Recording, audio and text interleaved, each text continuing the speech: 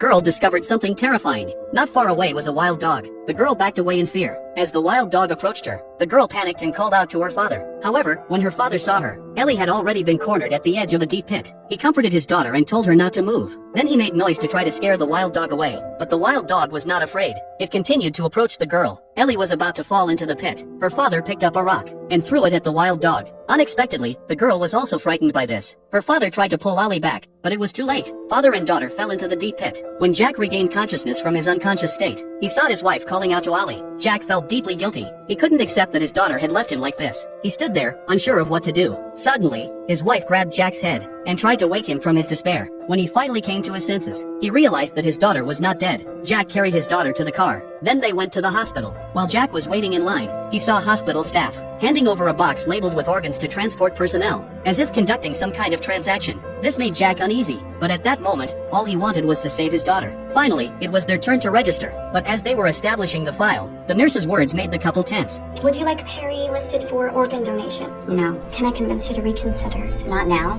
Please? Seeing that the couple was strongly resistant, the nurse explained that this was the hospital's standard procedure. After entering the information, the hospital finally began examining Ollie. Soon, the doctor came to diagnose Ollie's condition. Fortunately, her daughter only had a broken arm. However, what puzzled Jack was that the doctor was very interested in Ollie's eyes, constantly praising how beautiful they were. The doctor suggested getting a CT scan to check for internal injuries. They then pushed Ollie toward the elevator. Jack wanted to accompany them, but the doctor told him that the area below was strictly controlled by the hospital. Only one family member was allowed to accompany the patient. Jack didn't think much of it, and let his wife accompany Ollie for the examination. However, something strange happened. Jack waited for several hours, but his wife and daughter never returned. Feeling uneasy, Jack asked about the situation, but the staff said there was no record of the girl in the system. Jack was shocked. He had clearly brought Ollie there to register for treatment. Why had the mother and daughter disappeared? Jack felt uneasy. To figure out what was going on, he sneaked into the emergency room to look for his family. What the hell? Do you mind? So sorry.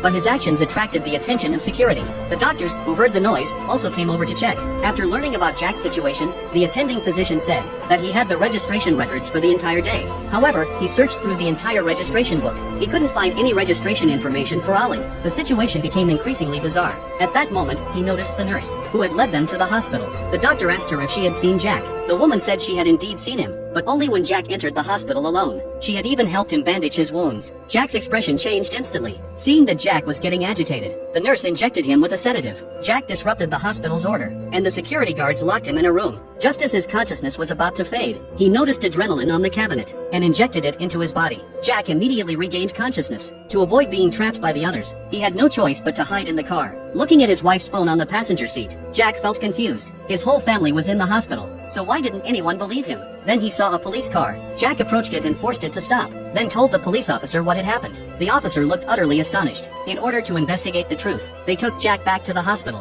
When the nurse saw Jack and the others, she immediately made a mysterious phone call, as if the hospital really had a secret it couldn't reveal. The security guard took them to see the doctor, who still said he had no information about Ollie. If the police didn't believe him, they could go to the CT scan room on the 3rd floor, where the scan records would be kept. But Jack insisted the doctor was lying. He remembered his wife and daughter taking the elevator down. Our imaging lab's on the 3rd floor. No, I saw him get in an elevator and go down. He's obviously confused. Our lab is on 3. Can we take us up there, please? Soon they arrived on the 3rd floor. The instrument showed the last usage time was at 9 a.m. Jack believed the hospital had tampered with the records. They had hidden his wife and daughter, which is why there were no records on the machine. At this point, the security guard suggested, since neither side can prove their innocence, let's check the surveillance footage. If Jack's wife and daughter really came to the hospital, they should be visible in the footage. However, strangely enough, after reviewing all the surveillance footage, they found that Jack was alone the entire time. His wife and daughter never appeared in the footage.